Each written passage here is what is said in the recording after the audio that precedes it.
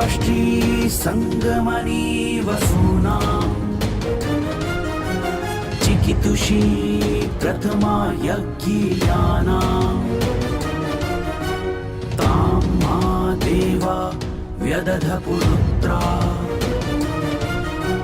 भूरिस्थात्रां भूय विषयन्ति। भारत विक्रम, भारत वर्ष की अक्षय कीर्ति गाथा।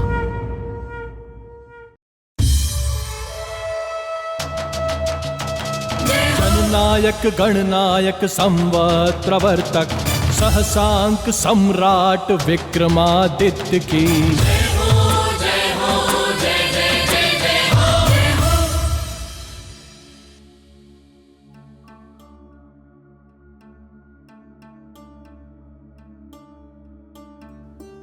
प्रणाम महाराज।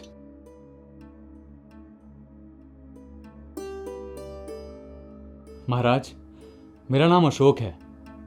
मैं अत्यंत शिक्षित तो नहीं, परंतु आप मुझे जो भी कार्य देंगे मैं उसे पूरी निष्ठा के साथ करूंगा। महाराज, मेरा निवेदन है, आप मुझे कुछ कार्य दें। मैं आपको निराश नहीं करूंगा। कितना पारिश्रमिक चाहते हो? महाराज, 1,000 मुद्राएं प्रतिदिन पारिश्रमिक का कार्य चाहिए। इतना आत्मविश्वास?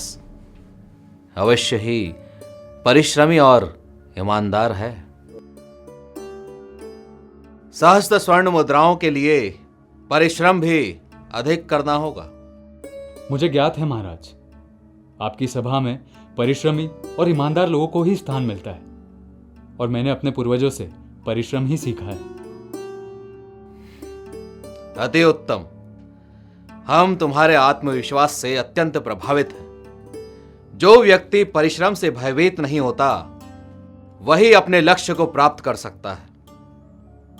हम आज से ही तुम्हें अपना देह रक्षक नियुक्त करते हैं।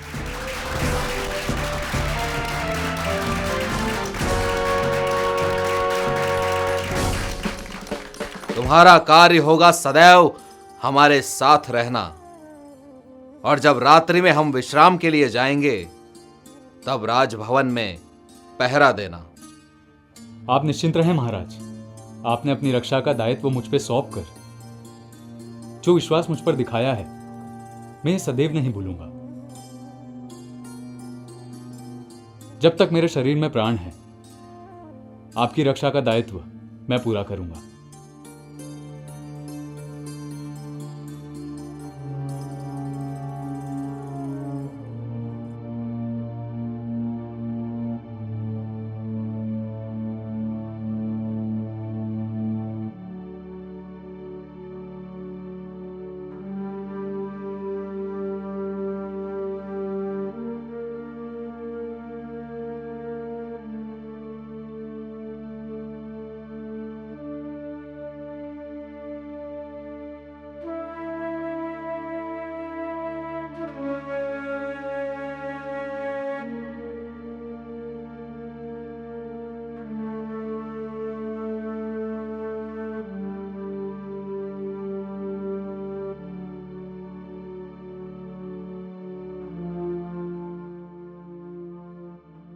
प्रणाम महाराज। जय श्री महाकाल।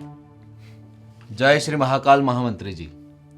कहिए, क्या समाचार है? क्या आपने ज्ञात किया कि अशोक 1,000 स्वर्ण मुद्राओं का उपयोग क्या करता है? जी महाराज, उन 1,000 मुद्राओं में अशोक आधी ब्राह्मण, वैष्णव और निर्धनों में वितरित कर देता है, और शेष आदि अपने परिवार के लिए एकत्रित करता है। अति उत्तम। परिश्रमी और निर्भय होने के साथ साथ दानवीर भी है। सत्य कहा महाराज, किंतु आपके प्रति पूर्ण समर्पित है या नहीं, यह कैसे ज्ञात किया जाए? यही तो ज्ञात करना है महामंत्री जी कि अशोक हमारी रक्षा के लिए किस सीमा तक जा सकता है। सुनिए,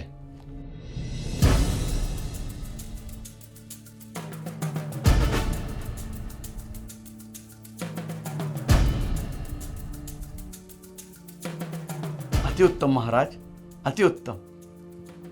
जैसी आपकी आज्ञा। शीघ्र ही कार्य प्रारंभ किया जाए। जय श्री महाकाल। जय श्री महाकाल।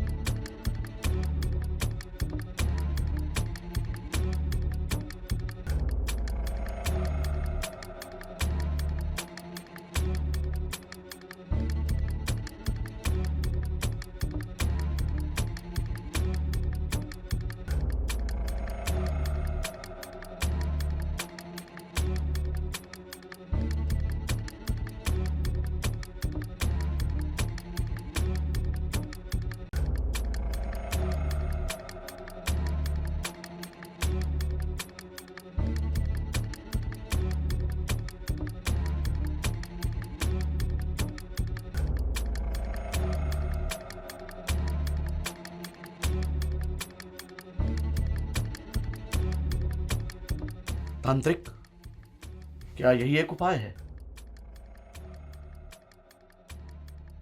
इस कार्य के लिए किसी युवा को अपनी स्वेच्छा से प्राणों का बलिदान देना होगा। महामंत्री जी, हमें शीघ्रता करनी होगी, अन्यथा महाराज। किंतु किसी मनुष्य को अपनी स्वेच्छा से अपने प्राणों का उत्सर्ग करना होगा, तभी ये मृत्युघाट टलेगी।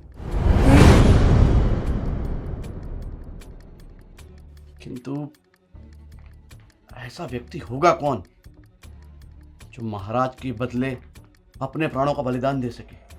महामंत्री जी, हमें शीघ्रता करके महाराज को इस विपत्ति से अवगत कराना चाहिए। नहीं, हाँ, नहीं महात्मा, कदापि नहीं। यदि महाराज को इसकी सूचना हो गई तो वे कभी स्वीकार नहीं करेंगे कि उनके प्राणों के बदले किसी युवा के प्राणों की आहुति दी जा रही है। तांत्रिक, हमारे पास कितना समय है? 7 दिवस। किंतु 7 दिवस के भीतर यह कार्य हो जाना चाहिए, अन्यथा अनहोनी निश्चित है।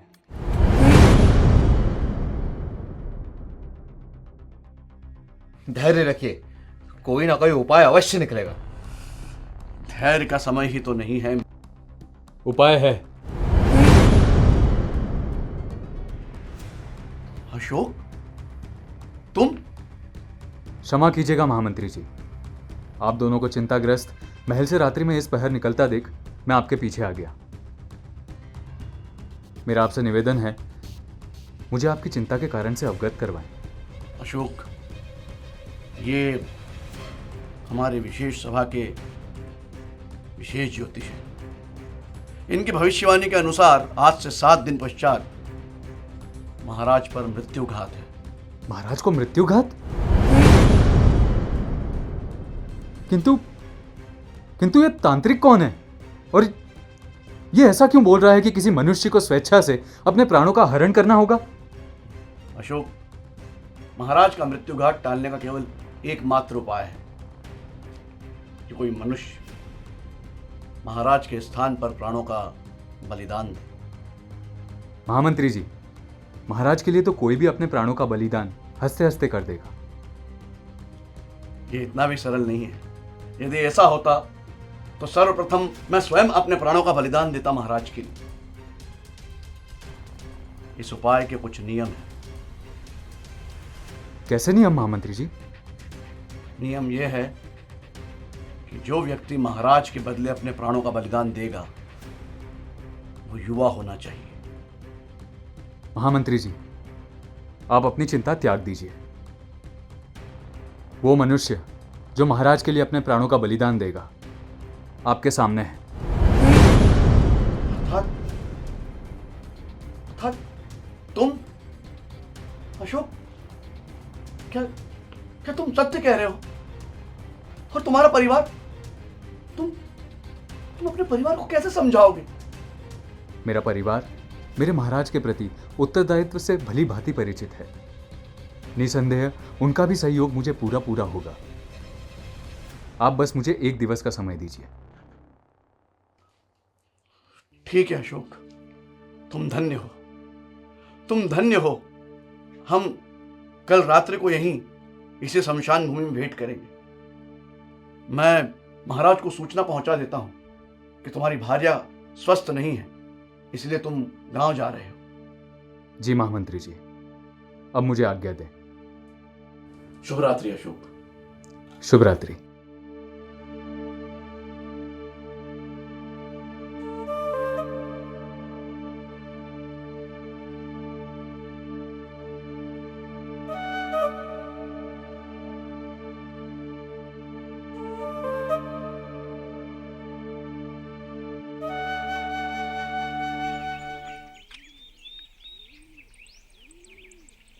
पुत्र, पुत्र, सुमति। पिताश्री। स्वामी, आप आ गए? हाँ, इतने दीर्घ समय के पश्चात तुम्हें देखकर अत्यंत प्रसन्नता हो रही है।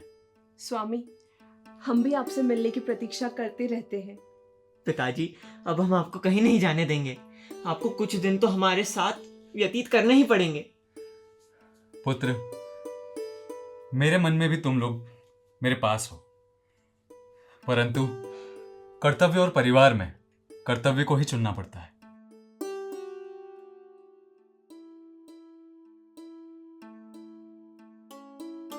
और कर्तव्य का पालन करने के लिए परिवार के सहयोग की भी अत्यंत आवश्यकता होती है। हम सदैव आपके साथ हैं स्वामी, किंतु आप कुछ चिंतित प्रतीत होते हैं। क्या बात है? सब कुशल तो है ना? भाग्यवान, मैं अपने कर्तव्य के उस मोड़ पर हूं जहां मुझे तुम दोनों के सहयोग की अत्यंत आवश्यकता है। कहिए पिताजी, हम आपकी सहायता के लिए तत्पर हैं। पुत्र, महाराज विक्रमादित्य ने मुझ पर विश्वास करके मुझे उनका देह रक्षक नियुक्त किया है। मैंने उनसे जो पारिश्रमिक मांगा है, उन्होंने प्रतिदिन मुझे वही दिया। उन्होंने मुझे कभी यह आभास नहीं होने दिया कि मैं उनका एक दास हूं। अब उन पे एक बड़ी विपत्ति आने वाली है जो उनके प्राण लेकर ही जाएगी। कैसी विपत्ति पिताजी, जो उनके प्राण हर लेगी? पुत्र, 7 दिन के भीतर महाराज पर मृत्युघात है।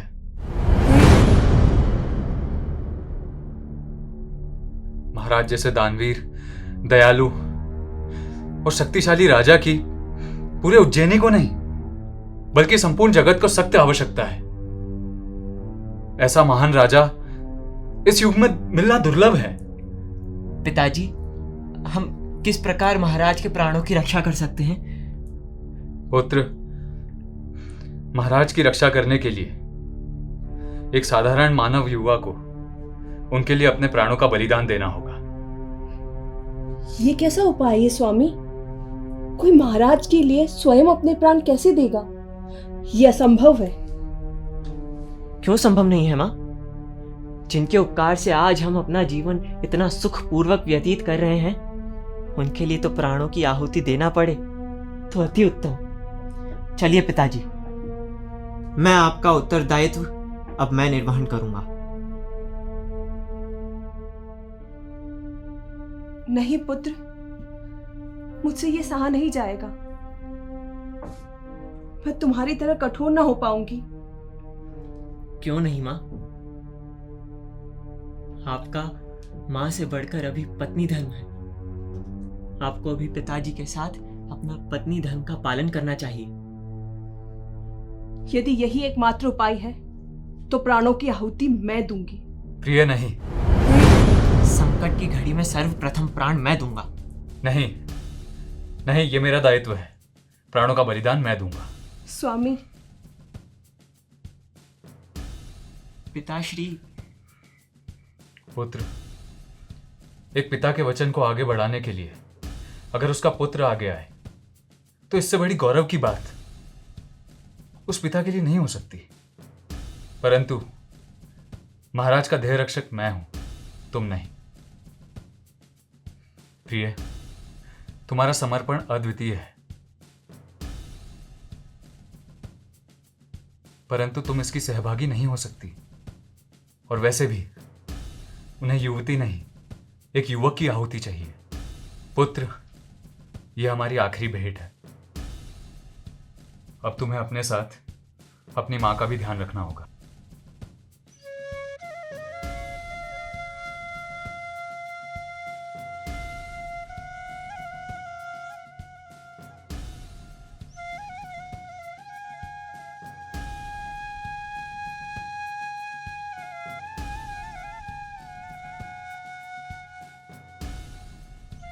अशोक, हमें केवल महाराज विक्रमादित्य के प्रति नहीं अपितु संपूर्ण राष्ट्र के हित में सोचना है।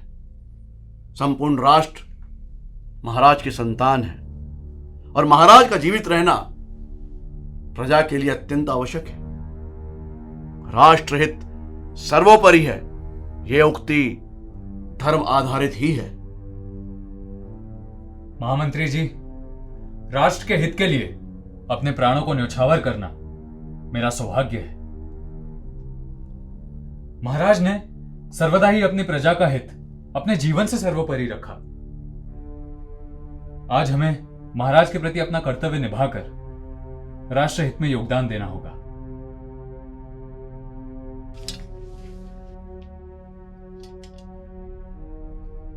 यहां मेरा महाराज के प्रति और राष्ट्र के प्रति कर्तव्य पूरा हुआ।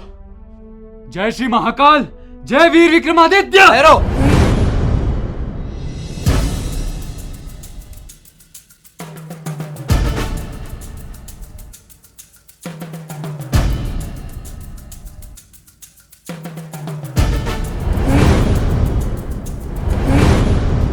महाराज, आप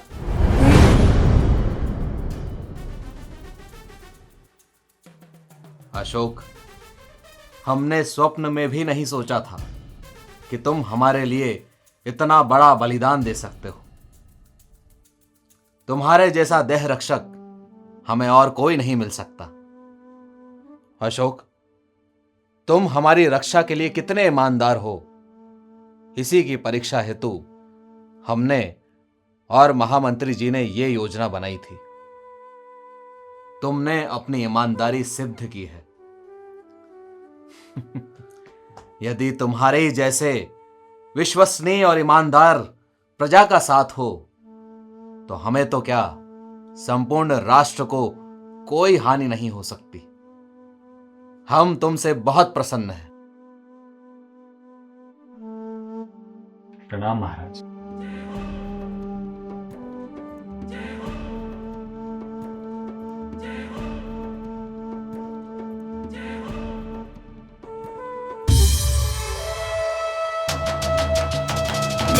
जननायक गणनायक संवत्प्रवर्तक सहसांक सम्राट विक्रमादित्य की महाकाल हर सिद्धि भैरव उपासक चकारी विक्रमादित्य की जय हो। ज्ञान विज्ञान कला संगीत ज्योतिष पुरोधा विक्रमादित्य की ऋण मुक्त करता प्रजा दुख हरता जनप्रिय महाराज विक्रमादित्य की